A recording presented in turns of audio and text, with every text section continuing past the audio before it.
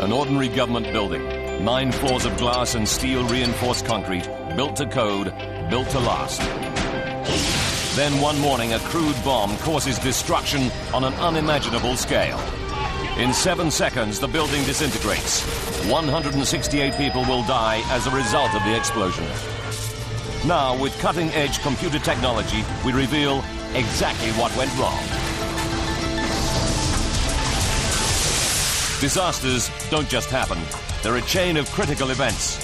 Unravel the fateful moments in those final seconds from disaster.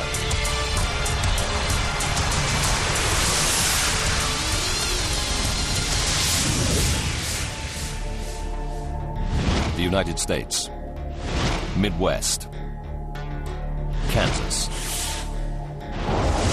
April 18, 1995. 4:30 in the morning. A truck pulls out of a motel in Kansas. 3 hours later, it drives off the road and parks beside a lake. The driver is on a mission against the American government. He fills 13 208-liter barrels with a deadly combination of chemicals. The next day, April 19, he drives the Ryder rental truck and its lethal cargo south on Route 77. Every hour takes him closer to his target. Even the date he has chosen deliberately.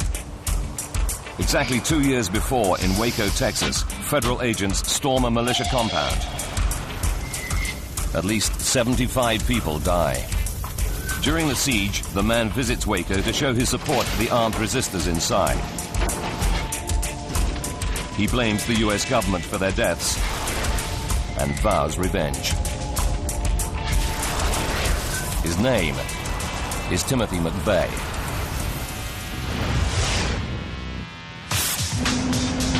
Oklahoma. It's the start of a bright and sunny day. Early morning traffic heads for the bustling capital of this Midwestern state. 7 o'clock. Timothy McVeigh, the Ryder truck, and its deadly cargo join the flow of vehicles going south along Highway 77. Ahead, out of the plains, rises Oklahoma City.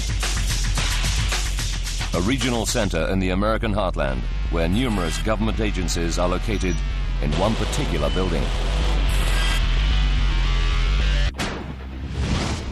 The 9-story Alfred P. Murrah Federal Building houses 16 federal agencies, including Housing and Urban Development, a military recruiting office, and the Secret Service.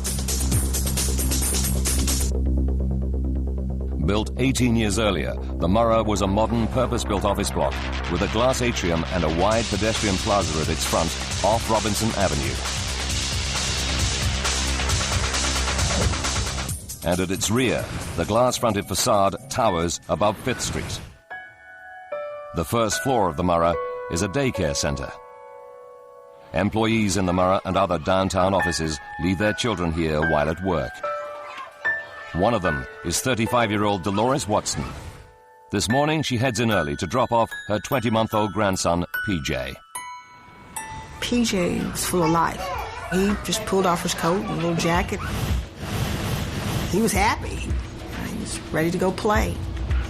PJ joins 20 other toddlers and preschoolers in the daycare center. Some are as young as 6 months. The eldest is 5 years old. I was able to see him during the course of the day. He was accessible to me for my job. Dolores, a telephone engineer, often services the phones in the Murrah. But this morning, she heads across town to a meeting. 8:15. McVeigh is 35 minutes away from Oklahoma City, heading straight for the center of town and the Alfred P. Murrah Federal Building.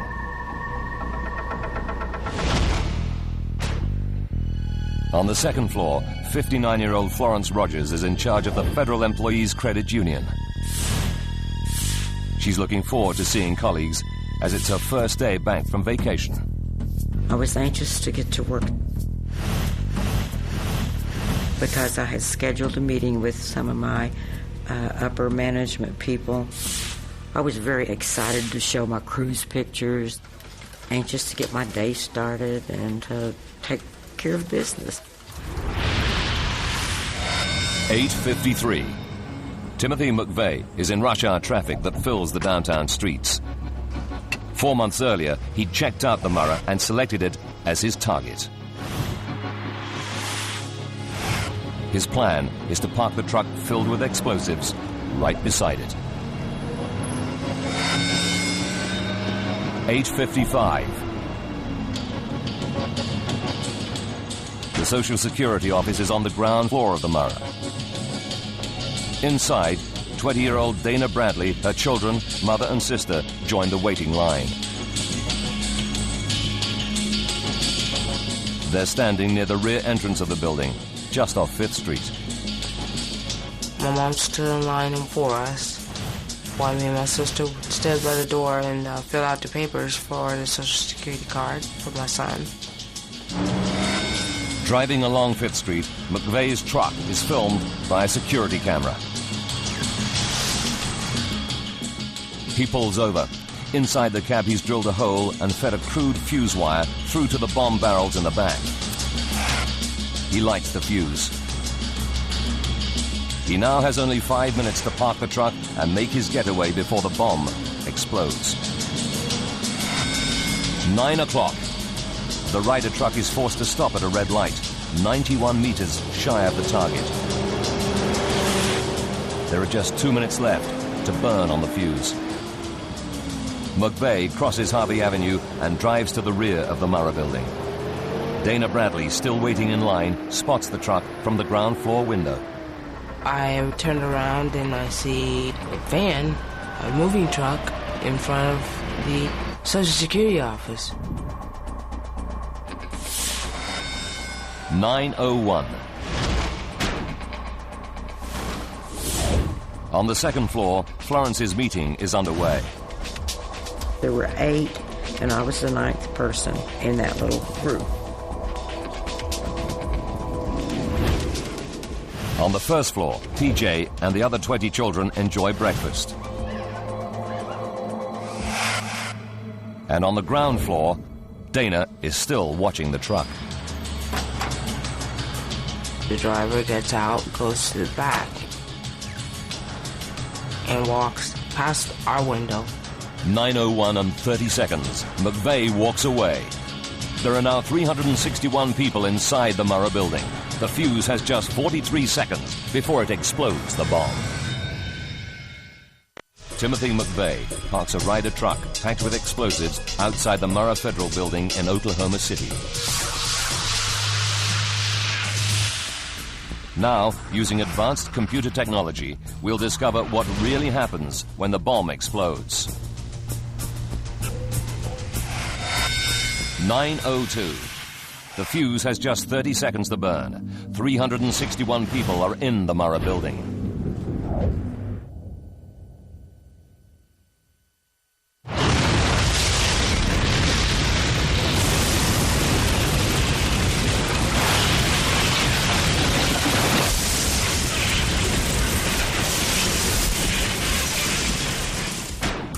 Dana Bradley is on the ground floor in direct line of the blast. All I seen was a violet light, and everything was black. On the second floor, Florence Rogers is in a meeting with 8 of her staff. There was a rush of air like a tornado. Everything literally was blowing up before my eyes. I knew that was just it, and I prayed. I said, God, please save me. I have 2 kids to take care of. Dolores Watson's grandson is in the daycare center on the first floor, directly above the exploding truck. The entire front of the Federal Building was nothing but glass. The children that were in the windows were just over the blast.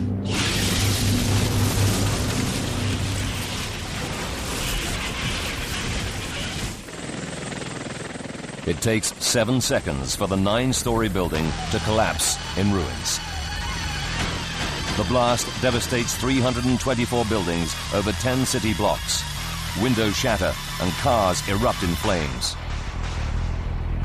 People hear it as far as 89 kilometers away. The shockwave registers 6 on the Richter scale, equivalent to a major earthquake. If you are anywhere downtown, you've probably heard it and felt it. From across the city, 11 fire engines race downtown.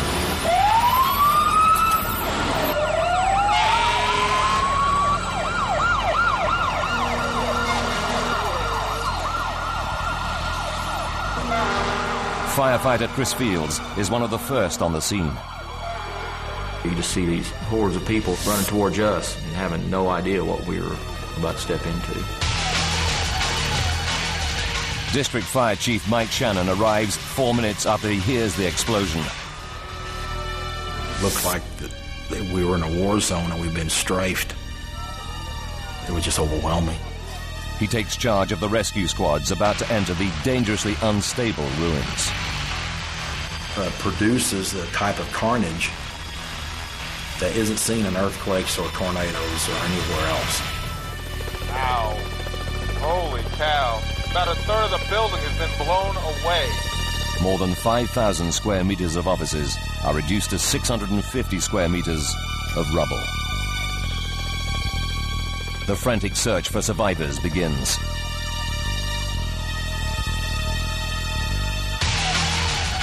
On the remains of the second floor, Credit Union Chief Florence Rogers stares into a gaping hole. I started wondering about the staff in the room with me. They were gone in a swish. Florence is helped down to the pedestrian plaza just below her second floor window. It took a few minutes after I was even out of there to realize that they hadn't run away. They hadn't left my office. They had literally been taken away by all the floors on top of them. But why does Florence survive when all 8 of her colleagues vanish under the rubble? The answer will provide a crucial lead to investigators trying to unravel the disaster. Florence goes into shock. News cameras catch her wandering nearby, wrapped in a blanket.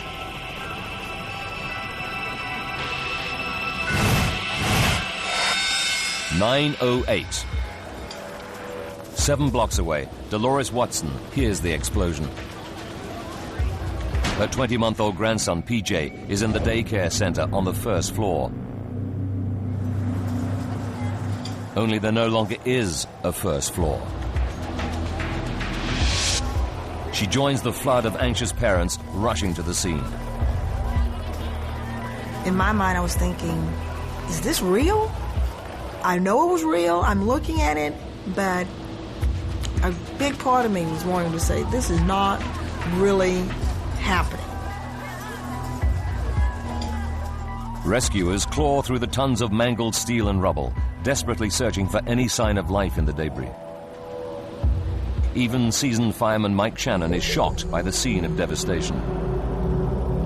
You're trying not to be emotional, and you're trying to think logical,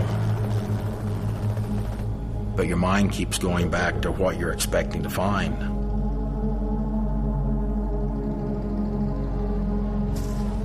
Rescuers begin to find people alive. One is a baby boy. He's rushed to hospital in critical condition. It's PJ. And I saw his little face, and he was wrapped all in these gauze, and he was sedated, and he was laying there, but I mean, there was his arms, there was his legs, and there was my baby, you know. They told me that his chance of survival were very slim, and that the next 24 hours would be crucial.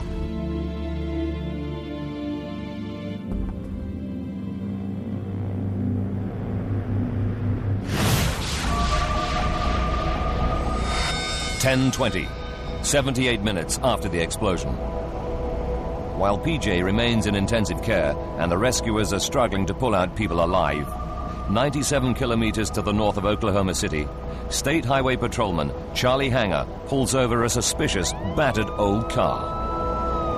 Drove up alongside the yellow Mercury Marquis.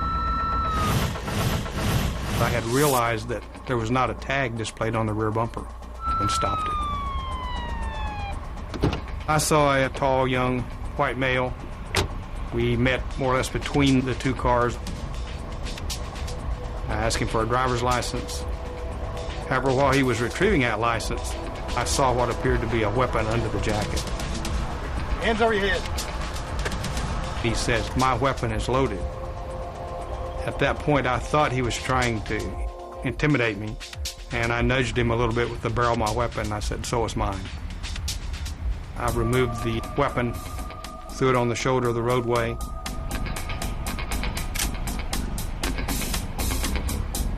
And he was then handcuffed and placed in my unit.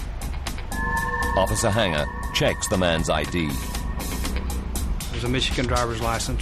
I looked at the picture, and it appeared to be the same individual I had stopped. And it did list Timothy James McVeigh as the name. He arrests McVeigh for the missing license plate and the loaded gun. 10:28, 86 minutes after the explosion. Back at the Murrah Building, rescuers have come across something other than a victim in the rubble. They said they thought they'd found another explosive device. There's panic, and the rescue operation comes to an abrupt halt while the bomb squad investigate. 54 minutes later, they sound the all clear. It's a false alarm. But rescuers have lost precious time. Now they're back amongst the carnage as vital minutes tick by. 2 o'clock in the afternoon. Dana Bradley has been trapped in the rubble for 5 hours, as these images show. There was blood going through the concrete that was laying over me. Someone else's blood. All she can remember is standing on the ground floor with her mother and children watching the Ryder truck park.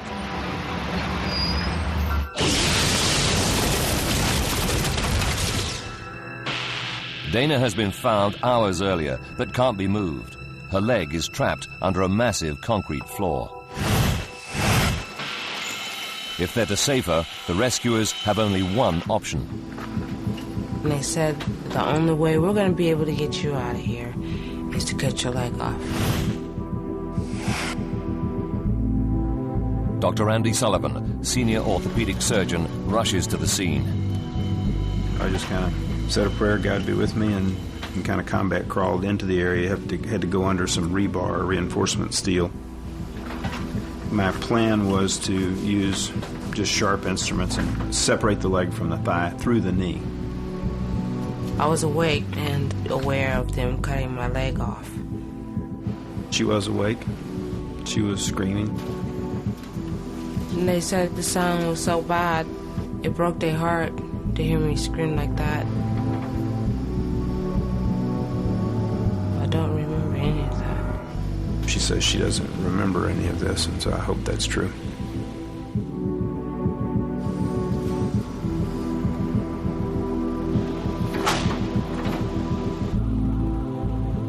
It takes 11 hours to recover all the survivors. 168 people have died as a result of the explosion, including 19 children, all under the age of 5. A photo of a baby being carried from the rubble comes to symbolize the tragedy. It's taken only seconds after she's handed to fireman Chris Fields. And I was just standing there looking down at her and just thinking, you know, that knowing this is somebody's baby. She had an open wound to her skull, and I pretty well knew at that time that she had already passed. The explosion and collapse of the building takes everyone by surprise. Oklahoma City had never suffered such a catastrophic disaster until this moment. But it takes just 7 seconds for the 9-story building to collapse. Using the investigators' data, we can piece together the deadly chain of events to find out what really caused this terrible tragedy. State-of-the-art computer graphics will take you where no camera can go, into the heart of the disaster zone. It's obvious from the scale of devastation that this is not an accident, but the result of a bomb explosion. What kind of bomb could cause such devastation? Investigators start by looking for any evidence left behind. A giant crater in the road in front of the Murrah Building indicates the center of the explosion. Dr. Paul Malacca is a military blast expert and co-author of the official report into the Oklahoma bombing. What we did is use the crater size to estimate the size of the explosion. It was a question of working backwards. We now have the crater, so how big must the explosive have been? The bomb crater is 9 meters wide and 2.5 meters deep. We estimated that it was approximately 4,000 pounds of TNT. That's equal to 4 major battlefield bombs used by the U.S. military.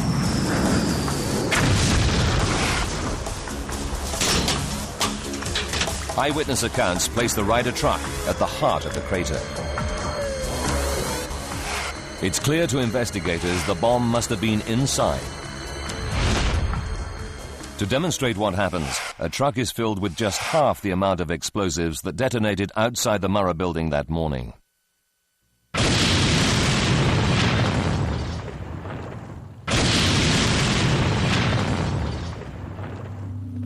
The bomb that explodes in Oklahoma City destroys virtually everything close to the blast, including the vehicle that carried it.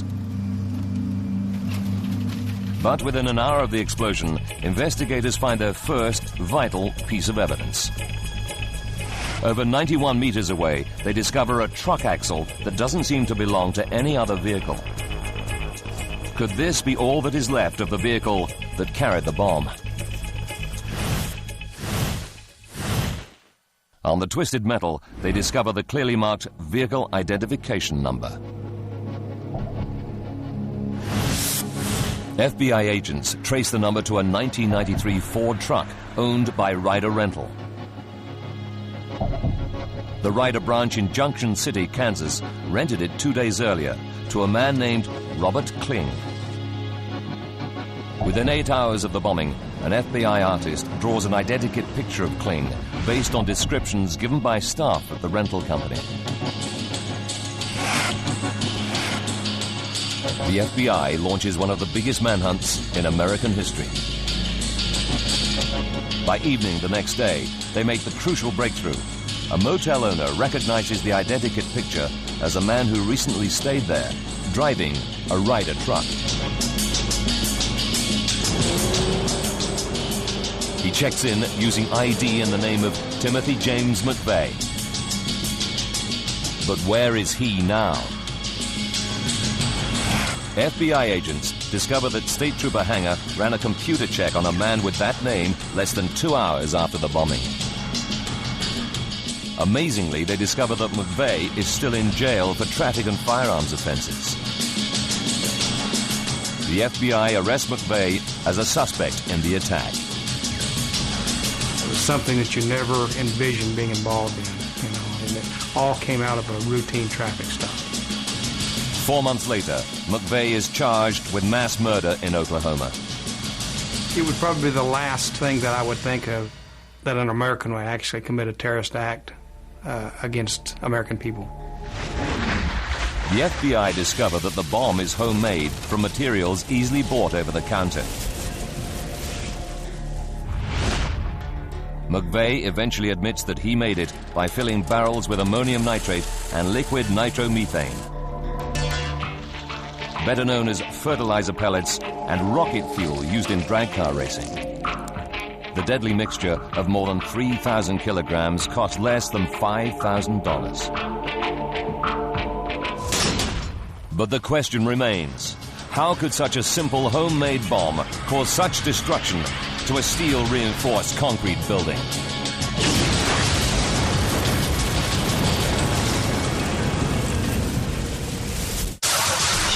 A bomb explodes outside the Murrah Building in Oklahoma City. In just 7 seconds, it collapses, killing 161 people. It's not just a great human tragedy, but a devastating blow to national security.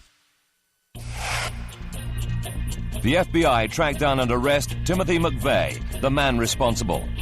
Now the investigation shifts focus. How can a crude homemade bomb cause such devastation? Is there a fatal flaw in the Murrah's design that could put similar office buildings at risk?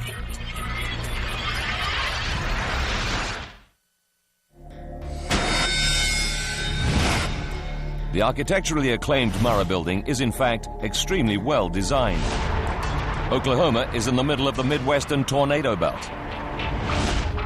The Murrah is built from steel-reinforced concrete used in military bunkers, able to withstand winds of up to 160 kilometers per hour.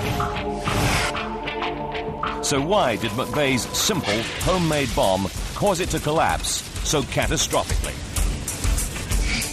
Investigators tracked the last moments of McVeigh's journey, second by second. At 9:01, just 73 seconds before the building's collapse, he parks the truck, packed with explosives. He deliberately chooses a place where his bomb will inflict maximum damage. The rear of the building, beside one of the 4 columns that support the floors above. The bomb explodes.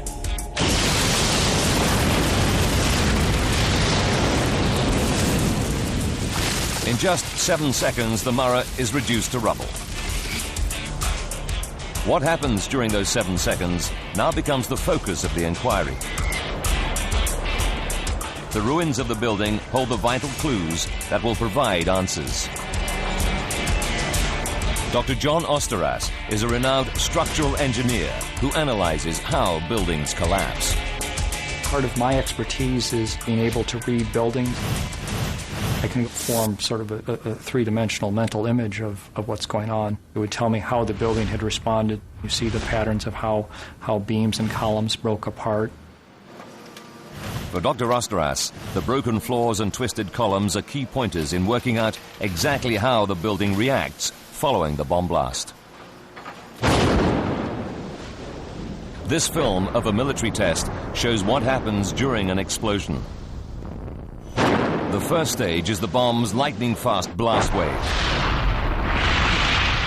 As the bomb's energy is released, it compresses air particles in its path to create a shock wave.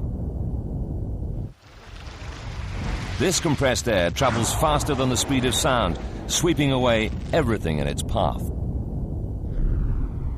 The blast wave goes through the building in a blink of an eye.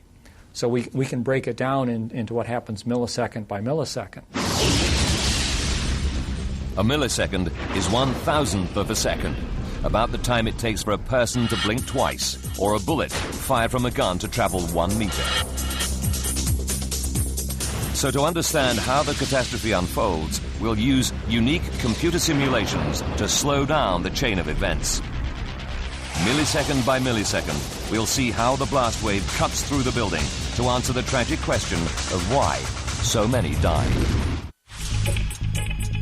7 seconds before collapse, the bomb explodes.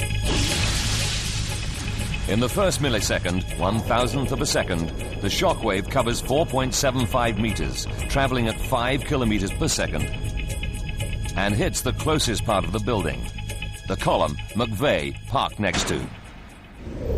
Engineers call this column G20. The blast wave hits G20 with immense power. Dr. Malaka is an explosives expert. Researching his report into the bombing, he conducts scale model blast tests on concrete columns with the same dimensions and properties as G20. As the air blast expands violently, it exerts this enormous pressure on anything in its path. Dr. Malaka calculates that the shock wave hits the pillar with a force of more than 350 kilograms per square centimeter, destroying it. To put that in perspective, a 100-mile-an-hour hurricane wind is much less than 1 pound per square inch. So these blast pressures were enormous. Dr. Malacca and his colleagues feed their test data into the $100 million supercomputer of the U.S. Army Corps of Engineers. This helps them visualize a blast wave as it penetrates a building like the Murrah. They discover that 1 millisecond after destroying G20, the blast wave hits the glass-covered rear of the building. The facade of the building provided almost no resistance to the air blast. Military high-speed film shows what it's like when a blast wave hits a wall of glass. The windows are turned into a hailstorm of deadly shards.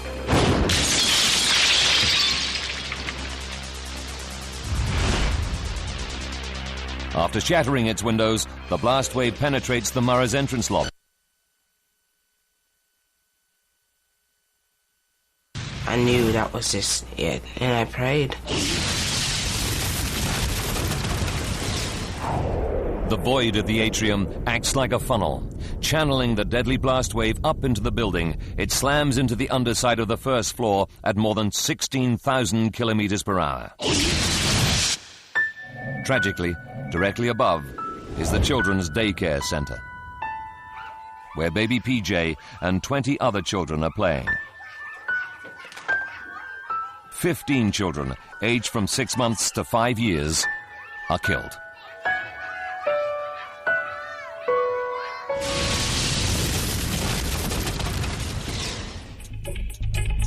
After 8 milliseconds, the blast wave reaches the second floor, where Florence Rogers is holding a meeting.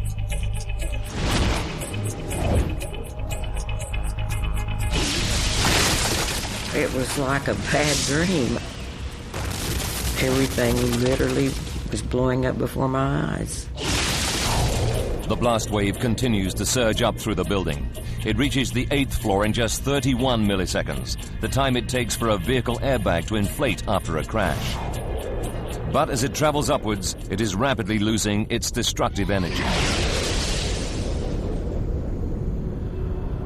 The yellow highlight shows how the damage decreases as the blast wave rises through the building and shows that floors 4 and above remain intact.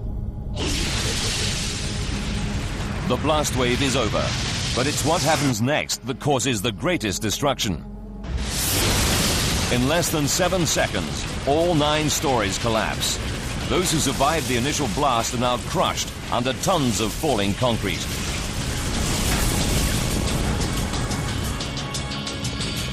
Investigators must now find out what causes this second wave of destruction. A massive homemade bomb has torn through the Murrah Federal Building in Oklahoma City. 161 people lose their lives, even though many survived the initial blast.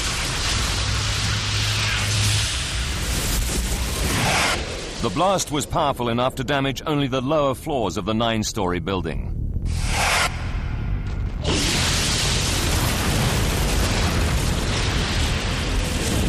Investigators now struggle to understand why the upper floors collapsed as well. In an effort to solve the mystery, they revisit the first moments of the explosion. As the blast wave spreads, it destroys the closest frontal column, known as G20, in less than 4 milliseconds. Above the remaining 3 columns is a massive girder, known as a transfer beam, that runs the length of the building. This transfer beam carries the weight of the 6 floors above. These floors in turn are held up by 9 columns. These 9 columns pass the building's weight down to the transfer beam, which then distributes it evenly across the 4 pillars below. At first, some experts believe that after destroying G20, the blast then damages 2 more pillars under the transfer beam. With the pillars blown away, the beam loses its support and falls, taking all the upper floors with it.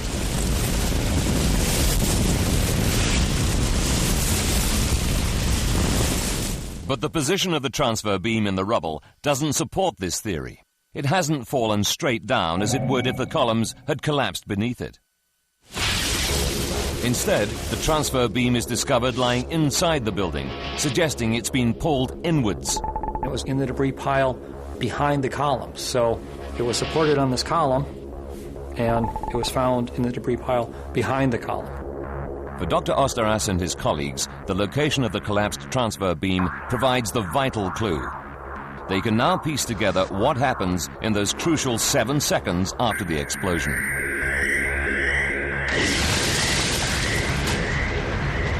The blast destroys G20, but does not destroy the other 3 columns and the transfer beam. With the building still intact, the blast wave then rips through the atrium of the Murrah. It smashes into the floors above at more than 16,000 kilometers per hour. There are 8 stories of concrete floor slabs in the Murrah connected to 9 supporting columns. But the second floor is also connected to the transfer beam that holds up the columns.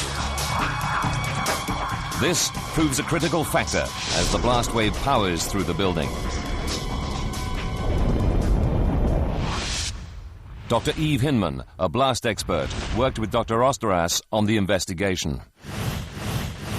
I think of the floor slabs often as the sail, like a sail on a sailboat, because they have so much surface area that the blast can act on. The blast forces up the floor slabs on the lower 4 stories. Blast pressure comes in, lifts the floor slab up, and the floor slabs just come up and shear off the columns, and then gravity takes over, and down they come.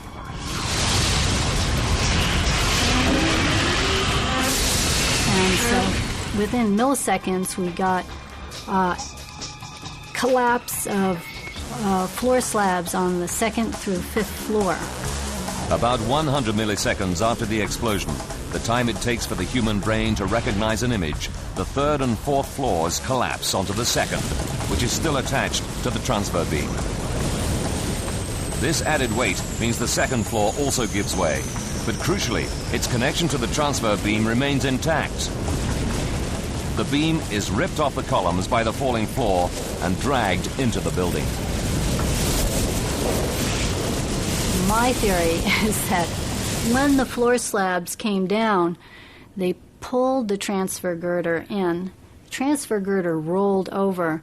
As that 3rd floor slab collapsed and fell into the debris, it is pulling on the top edge of the transfer beam. And there's nothing to resist that force. 100 milliseconds after the blast. The transfer beam is pulled down and around by the falling floor. 200 milliseconds after the blast. The falling transfer beam sets off what engineers call progressive collapse.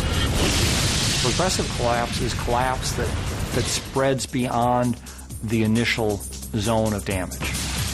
1 second after the blast, progressive collapse begins to destroy the Murrah building.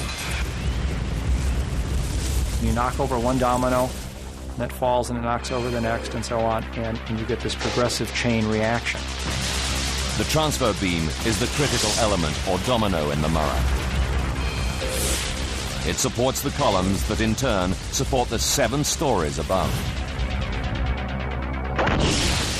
With the transfer beam gone, the upper floors are fatally weakened, and the building begins to collapse. Gravity takes another 5 seconds or so to bring the building down. It's all over in 7 seconds. This is the time it takes the 9th story floor to drop the 31 meters to the ground. More than 5,000 square meters of steel reinforced concrete collapses into a 2-story high pile of rubble. It really isn't the air blast that's hurting people.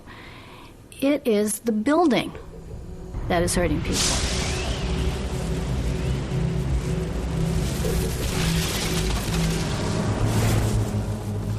Among those killed by the collapsing building are Florence Rogers' 8 employees who are with her on the 2nd floor.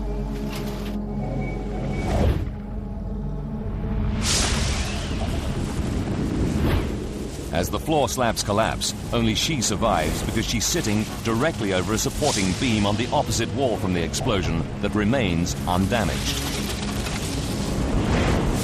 I didn't realize what a small little portion of my floor didn't break away. Someone said there was only about 18 inches left that didn't break away. Engineers now know why McVeigh's crude bomb causes such devastation. But was it inevitable? Today, there's an awful realization that an extra $100,000 spent on the construction of the building could have prevented its collapse.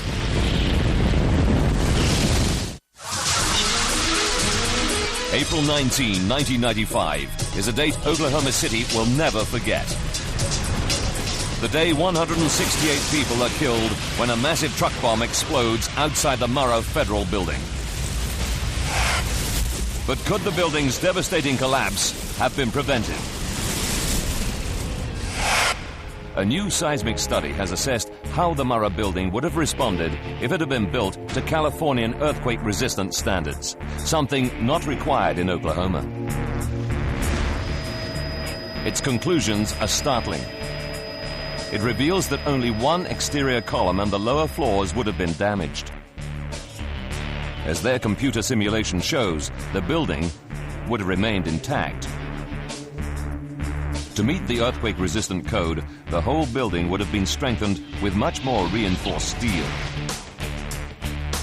This added steel would have tied the building together and stopped the fatal failure of the transfer beam. The catastrophic progressive collapse would never have happened.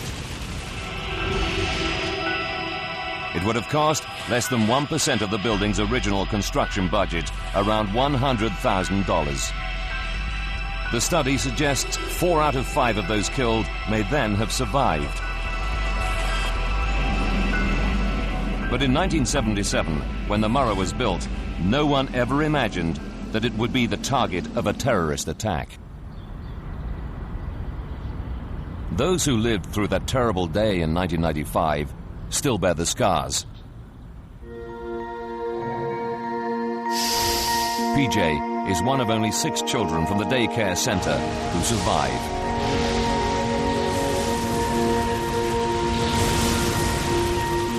His grandmother, Dolores Watson, mounted a tense vigil beside baby PJ's incubator.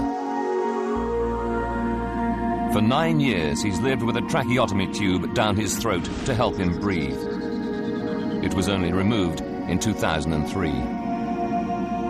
I made the statement once that when the trach was out, that PJ and I would be able to move from April 19th to April 20th. But each day when this child looks in the mirror, the scars are still there. As their second-floor office fell to the ground, Florence Rogers lost 18 of her 33 colleagues at the credit union. Nothing has ever been the same or ever will be the same. It literally changes your life forever. She recruited new staff and re-established the company. Then she retired.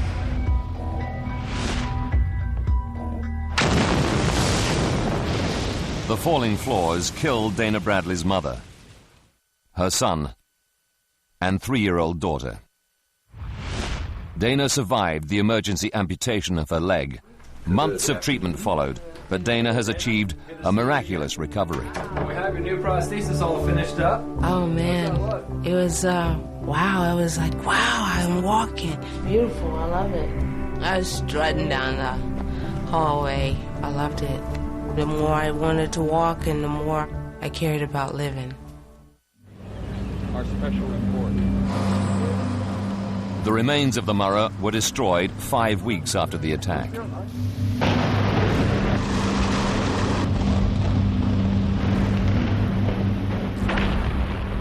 Five years later, the site opens as a national memorial to remember the 168 lives lost that day. The site commemorates the exact moment in time that hurt so many. The road the truck parked on is gone, replaced by a lake. There's one chair for every life lost. Man, woman, and child. Across the street from the site of the Murrah, a new federal building opened in 2003. State-of-the-art, its design incorporates key lessons learnt from April 19. There's no point for the building to stand after the event if everyone inside is killed. It's about saving people. The lobby, the entrance that funneled so much of the explosion into the Murrah, is now protected by 2-centimeter steel blast shields. The glass is new generation blast-proof material designed not to shatter. But the most effective measure to prevent a repeat of the tragedy is also the cheapest. Ram-proof bollards surround the building's perimeter, so no one can park close to it. This simple step would have stopped McVeigh driving his truck up to the Murrah and limited the destruction that followed. Timothy McVeigh is found guilty of mass murder and executed by lethal injection on June 11, 2001, 74 months after his bomb kills 168 people. But the stark reality remains. There's little that can be done to stop a determined terrorist who decides to target innocent civilians. Most office buildings around the world are just as vulnerable as the Murrah. If a bomb went off outside them, they would react just as catastrophically as the Murrah in those fatal 7 seconds at 9:02 on April 19, 1995.